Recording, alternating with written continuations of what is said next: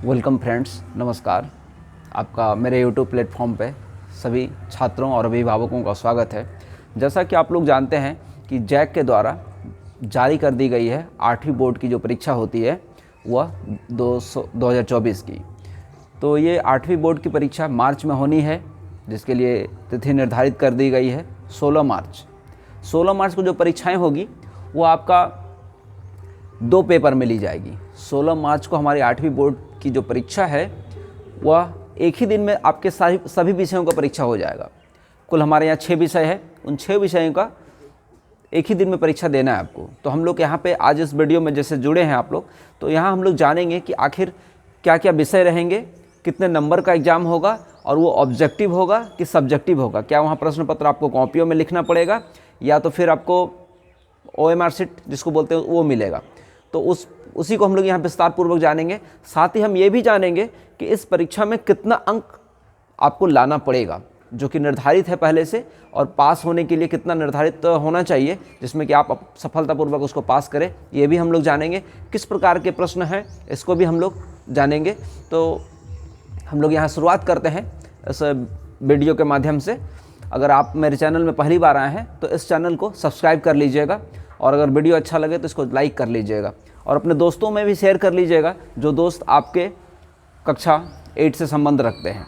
तो कक्षा 8 ये है खास करके जैक के द्वारा जारी किया गया, झारखंड बोर्ड जो है झारखंड के द्वारा, झारखंड सरकार के द्वारा जारी किया गया है। तो इस परीक्षा में 16 मार्च को आप तिथि पहले से पता चल गया है कि 16 मार्च को परीक्षा होनी है। 16 मार्च को एक ही दिन में परीक्षा होगी। अब हम लोग जानेंगे कि एक ही दिन में किस प्रकार से परीक्षा होगी। तो देखिए, एक ही दिन में परीक्षा होना है, यानी कि परीक्षाएं आपकी शुरू होगी। पहला पेपर 1 जो होगा 9:45 से शुरुआत हो जाएगा और ये परीक्षा चलेगा 1 बजे तक, दोपहर के 1 बजे तक। उसके बाद आपको ब्रेक मिलेगा 1 घंटे का, खाना पीना खाने के लिए 1 घंटे का ब्रेक है, और फिर से 2 बजे से पेपर 2 आपका स्टार्ट हो जाएगा। तो पेपर 2 जो है वह चलेगा आपका 2 बजे से लेके 5:15 तक चलेगा। मैंने वहाँ 3.25 घंटा समय फर्स्ट पेपर में भी आपको मिल रहा था, और 3.25 घंटा का जो समय है आपको सेकंड पेपर के लिए भी मिलेगा। इसी निर्धारित समय में प्रत्येक विषय के 50-50 क्वेश्चन भी रहेंगे, जिनका नंबर निर्धारित रहेगा। एक एक नंबर के अंक दिए जाएंगे, एक एक नंबर आपको दिए जाएंगे हर एक प्रश्न के लिए। तो कुल आपको यानी कि फर्स्ट जो 9:45 बजे से यानी कि 9:45 से एग्ज़ाम आपका शुरुआत होगा, वह एग्ज़ाम होगा 3.25 घंटे का, और उसमें पेपर रहेगा 3। तो आइए फ्रेंड्स, हम लोग जानते हैं कि वो कौन कौन सा पेपर है जो पहले आपका रहेगा।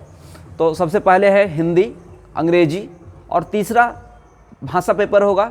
या आप संस्कृत रखें तो संस्कृत होगा, या खोटा, या कोई भी क्षेत्रीय भाषा आपका, इसके अलावा भी कोई क्षेत्रीय भाषा रखे हुए हैं रजिस्ट्रेशन के समय जो आपने भरा है, उसका एग्ज़ाम आपको देना होगा।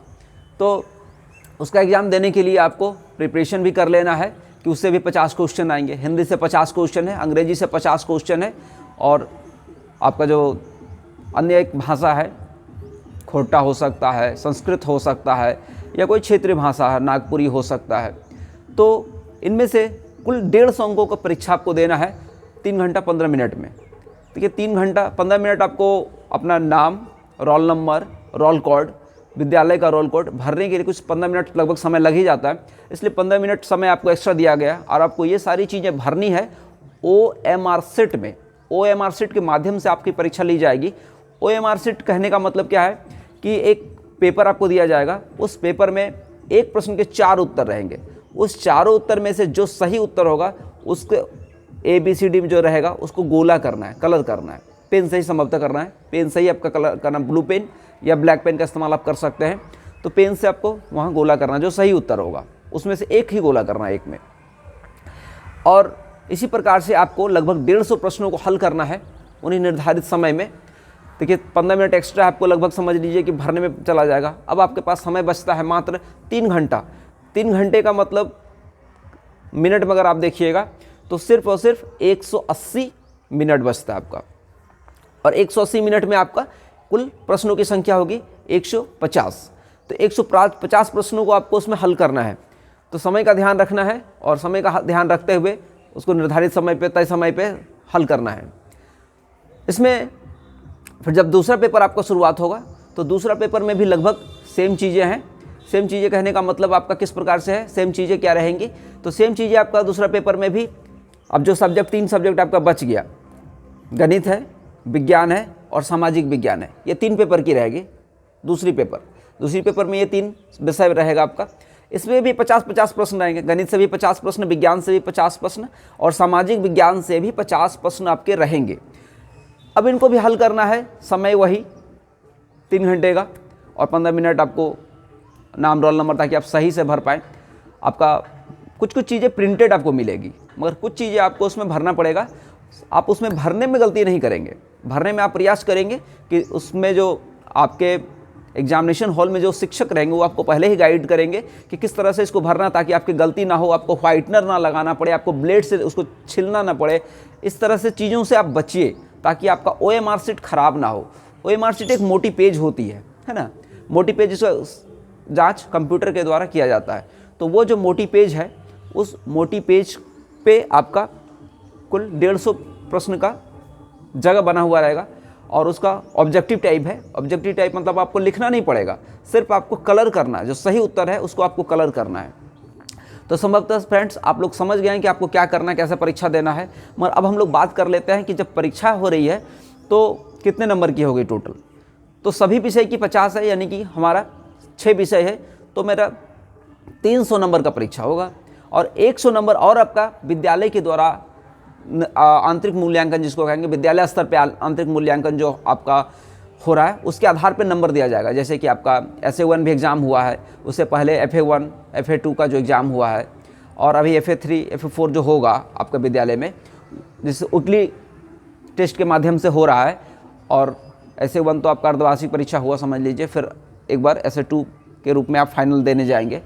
तो कुल परीक्षाओं का जो मिश्रण है, सभी का नंबर, उसको 100 नंबर में आपके प्रधानाध्यापक के द्वारा एक निर्धारित समय है आपके एग्ज़ाम के बाद से मार्च महीने में ही भरना है। 18 तारीख से 30 या 31 मार्च है, उसी तरह से आप निर्धारित डेट में भरेंगे जो भी प्रधानाध्यापक है।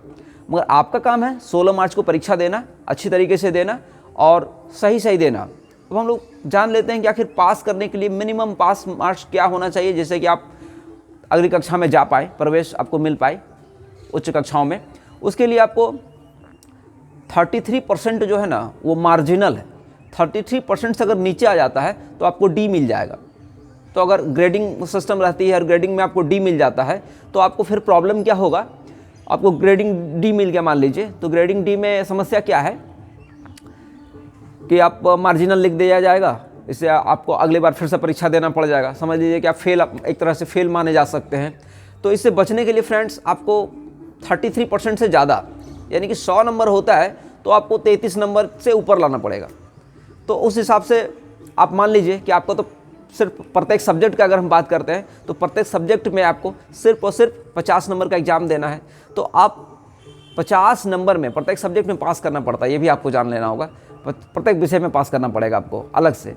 जैसे मान लीजिए आप पहले हिंदी का परीक्षा दिए और हिंदी का परीक्षा में 50 नंबर है, तो आप अगर 17 नंबर ले आते हैं, 17 नंबर ले आते हैं तो आप मार्जिनल से ऊपर आ जाते हैं। तो 50 में 17 आना चाहिए आपका कम से कम, और अच्छे नंबर के लिए तो आप 50 में 50 भी ला सकते हैं।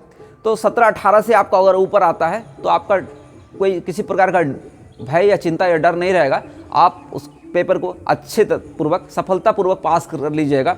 और इसी प्रकार से आपके कुल 6 विषय का जो परीक्षा देना है एक ही दिन में, उस 6 विषय में आप अच्छे नंबर से पास हो पाइएगा और सफलतापूर्वक अगली कक्षा में प्रवेश आपको मिल जाएगा। वीडियो लंबा ना हो जाए इसके लिए मैं भी ध्यान रखता हूँ। अगले वीडियो में मैं कोशिश करूँगा कि इससे संबंधित जो प्रश्न है वो किस प्रकार के होंगे उसको मैं आपको दे पाऊँ। इसके लिए आप मेरे चैनल को अगर सब्सक्राइब करके रखते हैं तो आपको इसका नोटिफिकेशन मिल जाएगा। धन्यवाद फ्रेंड्स।